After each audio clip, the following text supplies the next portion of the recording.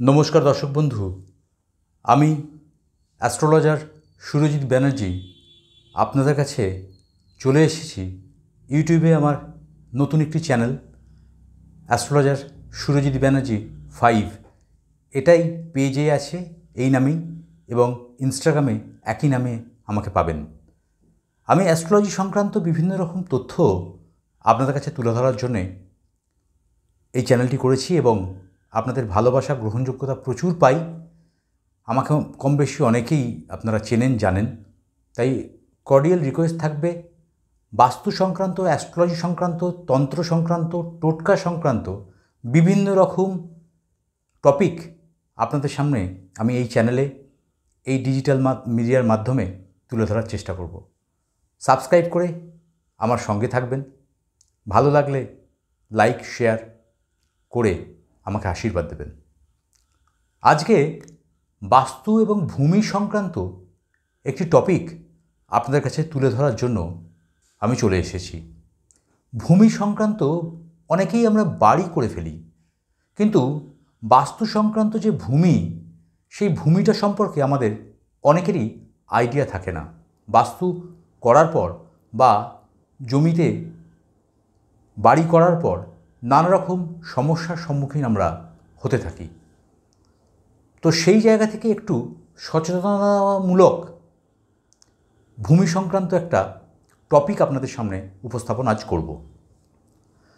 প্রথম কথা বলবো, বাস্তুর প্রত্যেকটা দিক, সেই দিকের গ্রহগুলো কি কি, এটা আমাদের আগে জেনে নিতে হবে।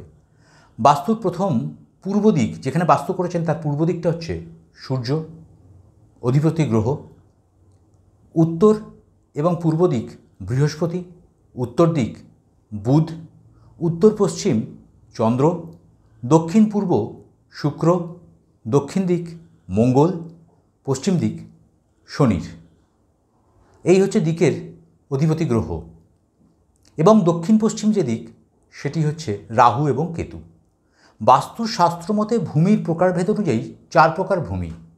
প্রথম ভূমি গজপৃষ্ঠভূমি, দ্বিতীয় কূর্মপৃষ্ঠভূমি, তৃতীয় দ্বৈতপৃষ্ঠভূমি এবং চতুর্থ নাগপৃষ্ঠভূমি।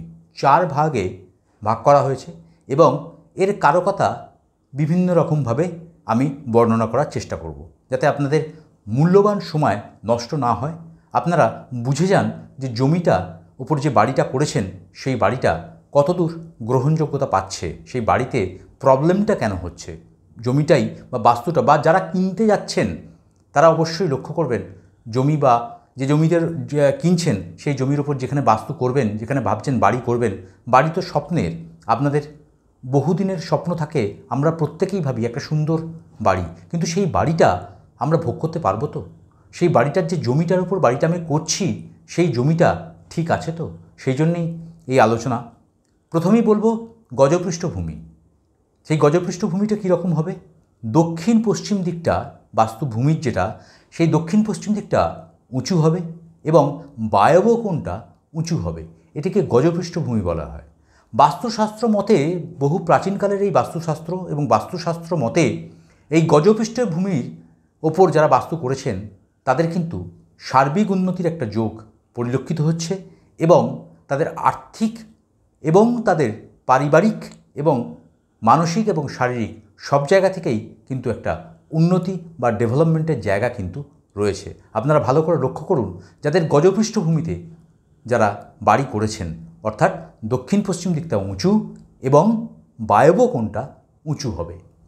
পরবর্তী যে ভূমি, সেটি হচ্ছে কূর্মপৃষ্ঠভূমি। কূর্মপৃষ্ঠভূমি কীরকম হবে? কূর্মপৃষ্ঠভূমিটি হচ্ছে মাঝখানটা উঁচু, চারদিকটা নিচু। উৎকৃষ্ট ভূমি, এই ভূমিতে দেখবেন যারা বাড়ি করেছেন মাঝখানটা অনেকটা উঁচু এবং চারদিকটা নিচু।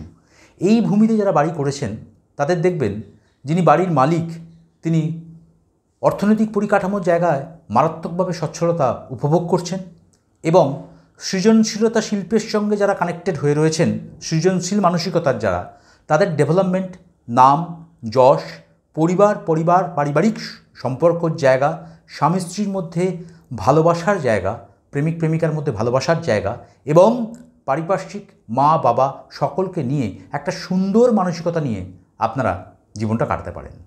যারা কুর্মপৃষ্ঠ ভূমিতে বাড়ি করে ফেলেছেন। পরবর্তী ভূমি দ্বৈত পৃষ্ঠভূমি। দ্বৈত পৃষ্ঠভূমিটা কীরকম হবে? ঈশান কোণ উঁচু হবে এবং অগ্নিকোণ উঁচু হবে এবং পূর্ব দিকটা উঁচু হবে। ঈশান কোণ উঁচু হবে, পূর্ব দিক উঁচু হবে এবং অগ্নিকোণটি উঁচু হবে। এটিকে দ্বৈত পৃষ্ঠভূমি বলা হচ্ছে। এই ভূমিতে যারা বাড়ি ঘরদোর করে ফেলেছেন তাদের দেখবেন যে অর্থ, পুরনো অর্জিত অর্থ নতুন বাড়িতে আসার পর, যে এই জমির ওপর বাড়ি করেছেন সেই জমিতে যখন বাড়ি করার পর সেই বাড়িতে গৃহপ্রবেশ করলেন, তারপর যখন থাকা আরম্ভ হলো, শুরু হলো, দেখা গেল পুরনো জমা অর্থ জলের মতো খরচা হয়ে যাচ্ছে। সেভিংস করতে পারছেন না, মারাত্মকভাবে শারীরিক পারিবারিক সমস্যায় ভুগছেন।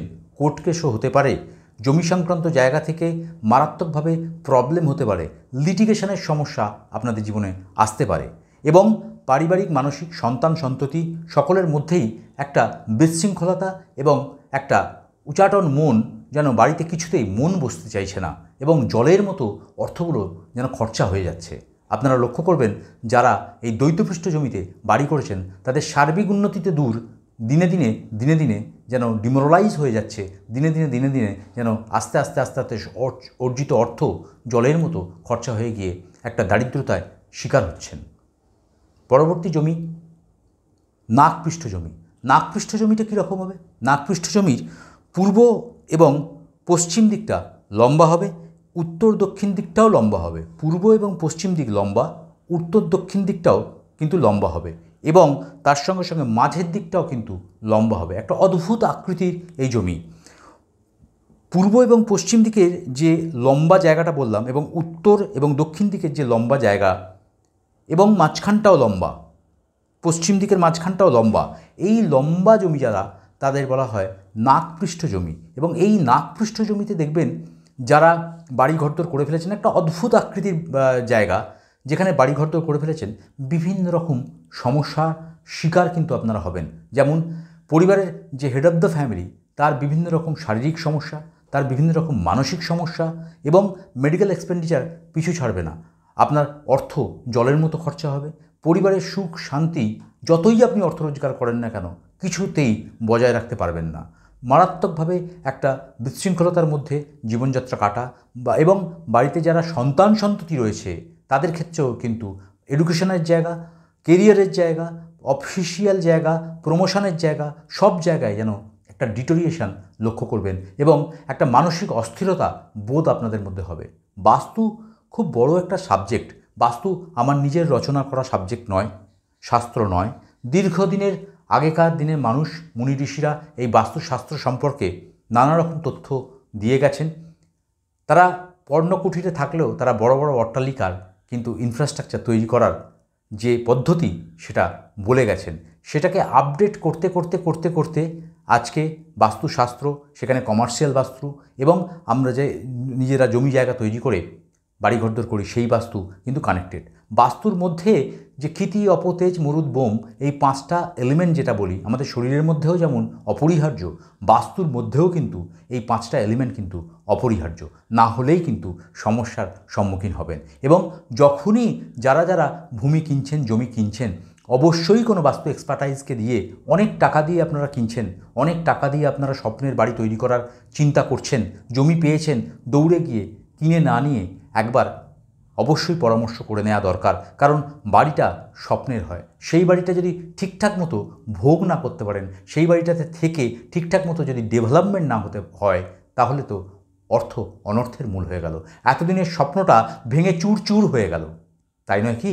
আপনারা ভালো করে ভেবে তলিয়ে দেখবেন আমি কথাগুলো ঠিক বলছি না ভুল বলছি। কারণ যে জায়গাটায় আমরা ক্লান্ত হয়ে সারাদিনের পরিশ্রম করার পর ক্লান্ত হয়ে বাড়ি ফিরে আসি, সেই জায়গাটায় এসে সুখনিদ্রা দিতে চাই। সেখানে চাই মানসিক শান্তি, শারীরিক শান্তি। আর সেই শান্তিই যদি বিঘ্নিত হয়ে যায়, অর্থ তো অনর্থ। রোজগার করার পরেও সেই রোজগারের ভোগ বা সেই রোজগারকে ইউটিলাইজেশন করার জায়গা নষ্ট হয়ে যায়। বাস্তু সংক্রান্ত নানা রকম তথ্য আপনাদের সামনে আমি তুলে ধরার চেষ্টা করব। বাস্তু সংক্রান্ত নানা রকম পদ্ধতি, তার টোটকা, তাকে রেকটিফাই করার জায়গা, সবগুলোই আমি ছোট ছোট করে বলার চেষ্টা করব। অবশ্যই আমার এই অ্যাস্ট্রোলজার সুরজিৎ ব্যানার্জি 5 এই ইউটিউবের চ্যানেলটি সাবস্ক্রাইব করে দেবেন, লাইক করে দেবেন, শেয়ার করে দেবেন। মানুষের কাছে পৌঁছে দিলে মানুষ হয়তো কিছুটা হলেও উপকৃত হবেন। এবং আমি মাঝে সাঝেই এসে আপনাদের সঙ্গে বিভিন্ন রকম অ্যাস্ট্রোলজি, বাস্তু, তন্ত্র, নিউমারোলজি, গ্রাফোলজি সমস্ত বিষয় নিয়ে আপনাদের কাছে আলোচনা করব। আপনাদের ভালোবাসা চাই, আশীর্বাদ চাই, পাশে থাকতে হবে এবং এই চ্যানেলটির মাধ্যমে মানুষের কাছে সজাগ সচেতনতা বোধ বজায় রাখতে হবে। সবাই মিলে আসুন না, করে ফেলি একটা সুন্দর জীবন। আমাদের সকলের ভালোবাসা, সকলের সহচর্যে গড়ে তুলি একটা সুন্দর ভবিষ্যৎ। আজ এই পর্যন্তই। যারা যারা ভাবছেন আমার সঙ্গে যোগাযোগ করবেন, অবশ্যই আমার ডেসক্রিপশানে আমার বুকিং নাম্বার, হোয়াটসঅ্যাপ নাম্বার দেওয়া আছে। অবশ্যই বুকিং করে আমার চেম্বারে আসতে হবে। আমি ডেফিনেটলি বাস্তু এবং অ্যাস্ট্রোলজি নিয়ে যা যা আমি জানি, যতটা জানি সবটা দিয়ে আপনাদের সঙ্গে থাকবো, কথা দিলাম।